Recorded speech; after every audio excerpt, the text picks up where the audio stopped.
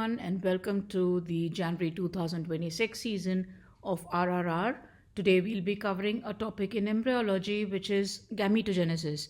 Now, gametogenesis is one of the most predictable and repeatedly tested embryology topics in your Part 1 exam. And we've been through this this topic in endocrinology, in physiology, and also in embryology. So this is not going to be something new for you, but we are still going to be tightening some concepts so that you don't lose any easy marks. Well, you have 2 weeks to go, which is actually not a panic time. This is going to be precision time. This is when small focused revisions will matter the most.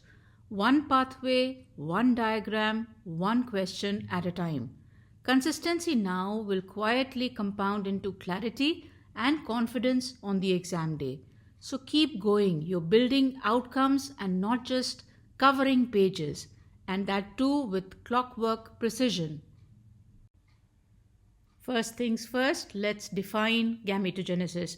So it is the process of formation and differentiation of haploid gametes from diploid primordial germ cells. In males, these germ cells are spermatogonia, and in females, they are the oogonia. And the spermatogonia will form sperms by spermatogenesis, and the oogonia form ovums by oogenesis. So remember one line for the exam. Gametogenesis converts diploid cells into haploid cells by meiosis. So there are two parallel processes happening. One in males, which is spermatogenesis, and the other is in females, the oogenesis. Now, MRCOG loves comparison-based questions. So whenever you're studying a topic, whether you're studying a difference between mitosis and meiosis, or like example here, you're studying spermatogenesis and oogenesis, keep the two side by side in your head. So let's just have a comparative overview of male versus female processes. Now, spermatogenesis, it occurs in the testis and it continues from puberty. And one primary spermatocyte will give rise to 4 functional sperms. And there is equal division of the cytoplasm. Oogenesis occurs in the ovaries. It begins in fetal life. One primary oocyte gives rise to 1 ovum and either 2 and sometimes 3 polar bodies. There is unequal division of the cytoplasm. Now, to remember this, just remember that male produce quantity, but it is the female which preserves the quality. The duration of the two processes also varies. Spermatogenesis is shorter. It takes around 64 to sometimes 74 days. That's what is quoted in the books. And oogenesis is a long drawn process from the selection of the primordial follicle to the maturation of the ovum. The cycle can last for up to 375 days. The spermatogenesis, as we said, is an ongoing process, and oogenesis occurs cyclically and episodically. Let's begin with spermatogenesis, which is the formation of spermatids and then the maturation of these spermatids into motile sperms. This process is called spermiogenesis. So overall, the formation of spermatids occurs in 3 phases: the multiplicative phase, growth phase, and maturation phase. So the process starts with diploid spermatogonia, which multiply via mitosis and grow into primary spermatocytes and undergo meiosis then to form haploid spermatids that develop into mature spermatozoa. Now, the multiplication phase or the proliferative phase is where the primordial germ cells within the seminiferous tubules undergo repeated mitosis. Then there is formation of diploid spermatogonia, and this ensures a continuous supply of stem cells. Now, it is important because this will increase the number of spermatogonia, which are called type A stem cells and type B, or the initiating spermatogenesis cells. Then we come to the growth phase. So here the spermatogonia, they stop dividing for some time temporarily, and they accumulate nutritive materials which help them to increase in size. Now this results in enlarged cells which are called primary spermatocytes. Now these spermatocytes are the cells which prepare for meiosis by accumulating cytoplasm and doubling their DNA content. Finally, the maturation phase happens and the primary spermatocytes, which are still 2N or diploid, they undergo meiosis, which is a two-stage reduction division. So in meiosis 1, the primary spermatocytes divide into two haploid secondary spermatocytes. And in meiosis 2, each secondary spermatocytes will form further two spermatids. So in all, from one primary spermatocyte, there are 4 haploid spermatids which are produced. Now, following the maturation phase, there is something called as spermiogenesis. So this was the second part of spermatogenesis. Now, this is not a part of the initial 3 processes. This is the final step, which involves the transformation of spherical non-motile spermatids into mature elongated flagellated spermatozoa. So this slide is just to demonstrate the key changes which are happening in spermiogenesis. So during spermiogenesis, the nucleus will shrink and condense, and the Golgi bodies will change to acrosome. There'll be a flagellum which will develop, and the excess cytoplasm is shed off. So just remember in the exam that during spermiogenesis, there is no cell division which is happening. It is only a process of maturation to the formation of a mature sperm. So let's talk about the structure of spermatozoa. Spermatozoa are microscopic, flagellated and motile structures. They do not have any nutritive material within them. They are covered by only a plasma membrane. We'll compare this with the ovum. So the ovum has a lot of protective layers, but here there is only plasma membrane. And they lack organelles like endoplasmic reticulum and ribosomes because their job is mainly delivery. So they have to reach the ovum and not simply survival. Another important part is the structure or the parts of the spermatozoa. So the spermatozoa consists of a head which is having 2 parts, which are the nucleus and the acrosome. So the nucleus is carrying the genetic material and the acrosome carries the enzymes which will help to penetrate the zona pellucida. Then there is the neck, which has centrioles which form the first mitotic spindle for the zygote, and the middle piece carries the mitochondria, which is the power source. The tail is the axoneme, which is responsible for the movement. So acrosome penetrates and mitochondria gives power, whereas the axoneme helps the sperm to move. The centriole forms the first mitotic spindle. The overview of oogenesis. Now again, the oogenesis is also divided into 3 phases: multiplicative phase, growth phase and maturation phase. So this is a diagram which is showing the entire process from the initial recruitment of the primordial follicles to the maturation of the ovum. Now, primordial follicle recruitment is a continuous, almost a year-long process, and where it is gonadotropin independent, and the process where dormant follicles, which are actually oocytes surrounded by flattened granulosa cells, these are activated and they enter the growing pool. So these activated follicles progress through primary and secondary stage. In the primary stage, the granulosa cells become cuboidal from the flattened ones, and then they progress to secondary stage, and then they become gonadotropin dependent in the antral stages, so where an antrum is formed, which is a fluid filled cavity, before a dominant follicle is selected, and ovulation happens following LH surge. So the key stages in follicular development are initial recruitment, which is the activation where the dominant primordial follicle is triggered to grow, and this is independent of pituitary hormones. Then the preantral phase, which is another independent phase. Here the follicles will develop from primary to secondary, and this involves granulosa cell proliferation and oocyte growth.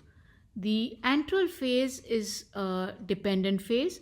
Here the follicles, they will start forming a cavity or an antrum, and then the FSH will stimulate it into growing into follicles.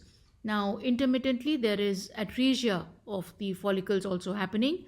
So from a large pool of the follicles earlier, only a few will reach the final pool from which the dormant follicle is selected. So there is recruitment and selection, which is a cohort of antral follicles.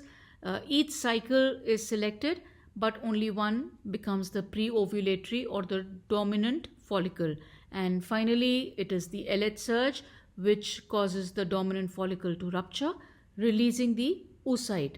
So the entire process from initiation of or the initial recruitment to ovulation takes almost 1 year, and many follicles will die out at atresia during various stages. So let's see the stages of oogenesis and move on. So we had discussed that oogenesis takes place in 3 phases like spermatogenesis. So it has multiplication phase where the mitosis of oogonia is happening and there is formation of more oogonias. Then there is the growth phase where the oogonia will enlarge into primary oocytes and there is a collection of massive cytoplasm. And finally the maturation phase where the primary oocytes will undergo meiosis 1 to form secondary oocytes and then the first polar body. And then if it fertilizes, a meiosis 2 will occur where the secondary oocyte will divide into a mature ovum and a second polar body.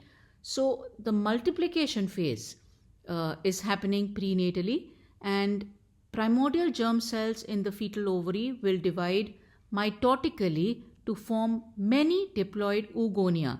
So a lot of oogonias are formed, and this phase is prenatal, so it is happening before birth, and after birth there is no new oogonia formed. Then we have the growth phase, which is between the prenatal period to puberty. Here the oogonias will continue to grow significantly and accumulate nutrients and become diploid primary oocytes. Now primary oocytes, they begin meiosis 1, but that gets arrested in prophase 1 and they form the primary follicles. Finally, we have the maturation phase. So from puberty onwards, the meiosis 1 is completed every cycle. So one primary oocyte will complete meiosis 1, forming a large haploid secondary oocyte and a first small polar body. So there is unequal cytokinesis. Basically, the main ovum is going to retain all the cytoplasm because the oocyte or the ovum is actually going to be responsible for giving energy for division of the zygote. Now the secondary oocyte is released on ovulation and then this will get arrested in metaphase 2. So if fertilization happens, the sperm will penetrate and trigger the completion of meiosis 2, which will result in a large haploid ovum and a second polar body, and this large haploid ovum will fertilize with the sperm and then it will form the diploid zygote, which will eventually grow into a mature fetus. So before moving on to the structure of the primary oocyte, let's quickly recall the key cell types which we have just discussed. So the oogonium or the mother cell is the diploid germ cell, which forms the primary oocyte, which is also diploid and it gets arrested in meiosis 1. Then there is a formation of secondary oocyte, which is again haploid, and it gets arrested in meiosis 2, and this is released at ovulation. So ovum is the mature haploid egg, and polar bodies are small non-functional cells which are produced during meiosis. Now this seemingly very easy diagram, and we've all seen it so many times, is actually a very important part of your exam, and they can give you either to identify each layer as we have marked, and or they can ask you from outside to inside or inside to outside what are the layers in a primary oocyte. So let's just quickly go through this. So the outermost is the theca externa, then we have the theca interna, then we have the granulosa cells and the antrum or the follicular cavity, followed by the cumulus oophorus, which is granulosa cells surrounding the ovum. Then we have the corona radiata, which are the granulosa cells only immediately outside the ovum. We have the zona pellucida, the Wittline membrane, and the mature oocyte. So these are very important exam questions, and we must know that the zona pellucida is lying outside the Wittline membrane. So again, just to memorize the primary oocyte from outside to inside, these are the layers in order. So the mature ovum is spherical, non-motile, and it has a lot of cytoplasm, so a yolky cytoplasm, and the size will range from a few microns to centimeters in various species. Unlike the sperm, the ovum is rich in cytoplasm and organelles. Now, the structure of this mature ovum is also very important, as was the diagram of the primary oocyte. So we must all be aware of the labeling of this particular structure, and so that these are very simple questions and easy to get marks, but if we falter between what is what, then we can go wrong. So this is a very important diagram for your exam. So basically in gametogenesis, if you understand what are the arrest points, what are the structural layers of the gametes, and what is the functional difference between the two processes, then you will not lose marks in at least the gametogenesis part of embryology. So now let us go through a few questions which will help us to recapitulate what we have studied and also further our knowledge. So the first question, during spermiogenesis, which of the following occurs? Meiosis 2, formation of secondary spermatocytes, nuclear condensation or reduction in chromosome number, or formation of polar bodies. So if you remember, the spermatogenesis was divided into two parts. One was the actual spermatogenesis, and the second part was where the maturation to the main sperm was happening, the mature sperm. So that part is known as spermiogenesis, and we had also said that there is no division happening in spermiogenesis. So what is the answer here? Before I move to the answer screen, I hope you've noted it down. Let's move on. So the answer is nuclear condensation. So spermiogenesis is a differentiation process and it is not a division. So there is no change in chromosome number. Next question. At which stage is the human primary oocyte arrested until puberty? Is it metaphase 1, prophase 1, metaphase 2, anaphase 1 or telophase 1? So do not get confused between this. The primary oocyte, where is it arrested, and what happens in secondary oocyte. So these are very important and frequently asked questions, and do not falter in the stress of the exam. So where is the primary oocyte arrested? In prophase 1. So the primary oocyte remain arrested in prophase 1 from fetal life until puberty, and it is the secondary oocyte which gets arrested at metaphase 2, and it will only be able to complete its second meiosis upon fertilization.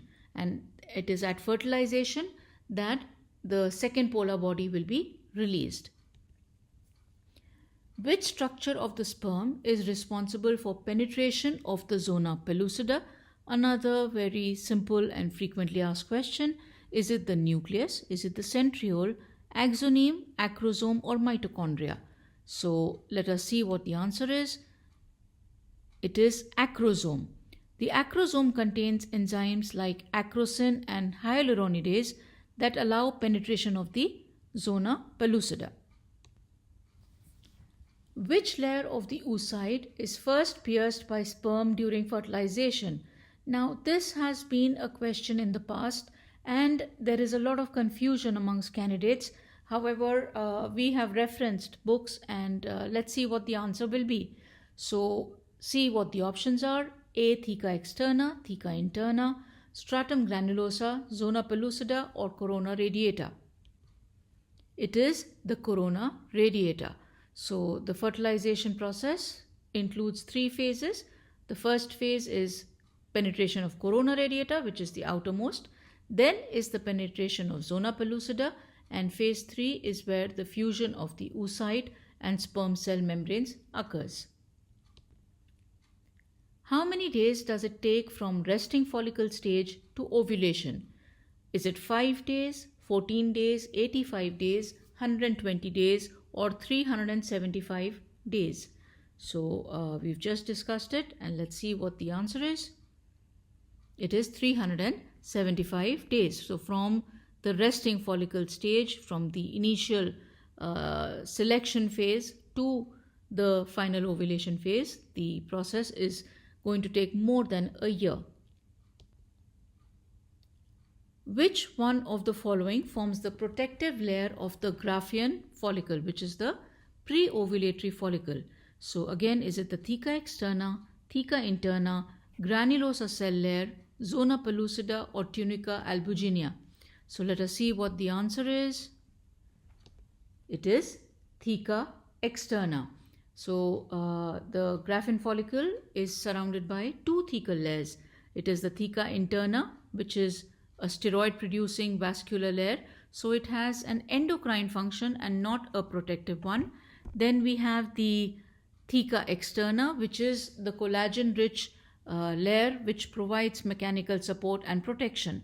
Now please do not confuse. The zona pellucida protects the oocyte but not the follicle. Okay, so the follicle, Graafian follicle, the protective layer is theca externa, and the oocyte protective layer is zona pellucida. So this is often confused, and we hope this will not be the case for you in the exam. Once again, thank you for joining in this session. And embryology is not that hard. It is actually a very layered, often repetitive, and also sometimes logical. So revise it smartly now and it will definitely pay you back in the exam. We hope our session would have helped you in that. All the best and see you in the next session.